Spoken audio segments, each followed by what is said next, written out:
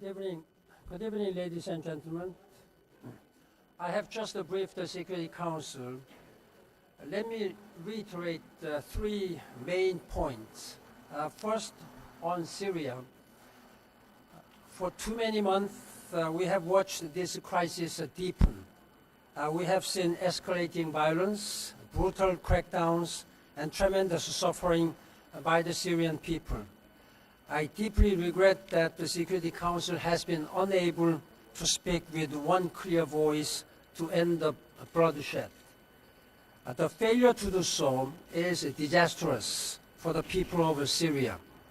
It has encouraged the Syrian government to step up its war on its own people.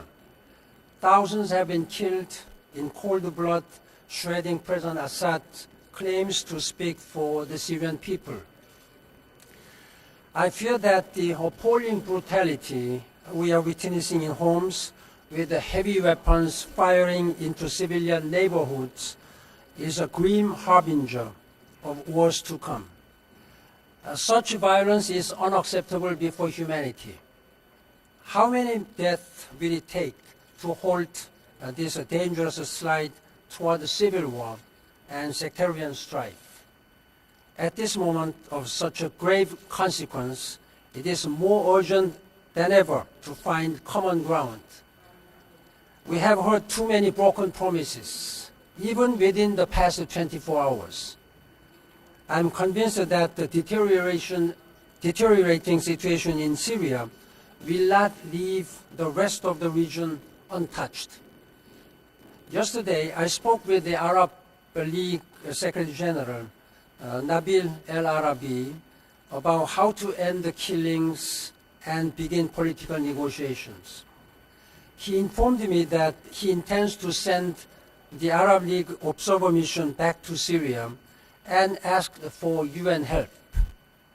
He further suggested that we consider a joint observer mission in Syria, including a joint special envoy.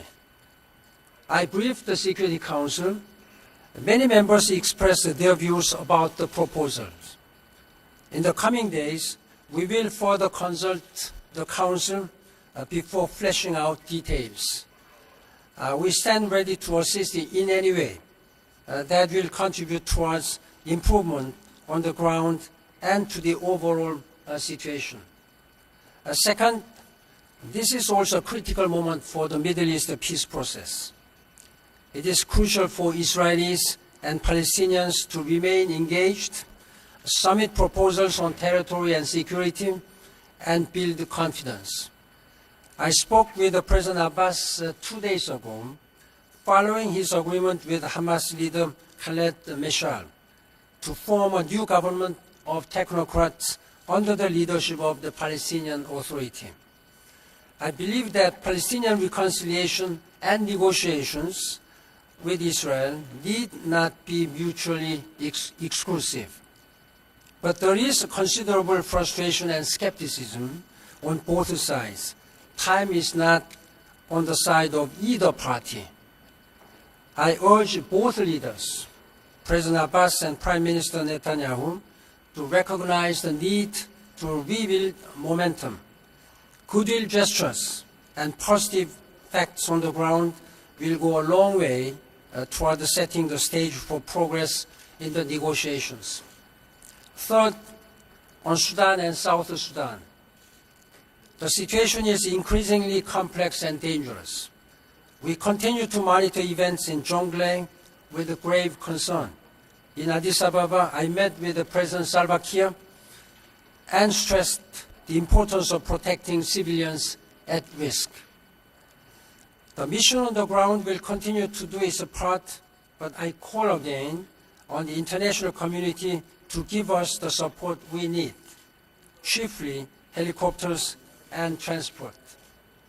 I'm also deeply concerned about the lack of progress in negotiations on post-independence issues.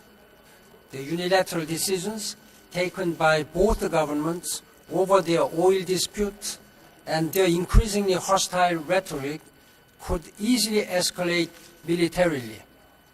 The breakdown in trust is having direct humanitarian consequences by hampering deliveries of assistance, food insecurity, and refugee influxes, as well as the possible return of 500,000 additional people from Sudan, are creating a difficult situation. The talks on all pending issues are scheduled to resume in Addis Ababa on Friday. I call on the parties to recommit to these negotiations and reach agreements on all outstanding issues.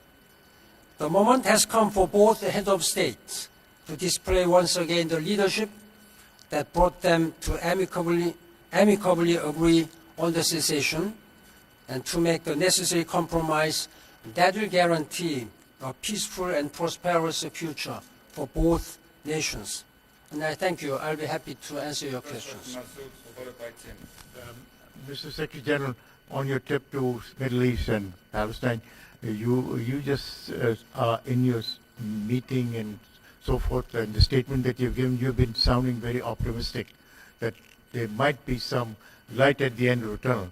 Now that Israel has not indicated at any point in time that it will stop settlements or do anything to appease, to make the things better, how do you see the situation over there? Is it dismal, or do you think it's going to get better? I have been urging both leaders to resume their negotiations, which was created early January under the auspices of Jordanian government and Jordanian king. It's important not to miss these opportunities. The situation is not favorable.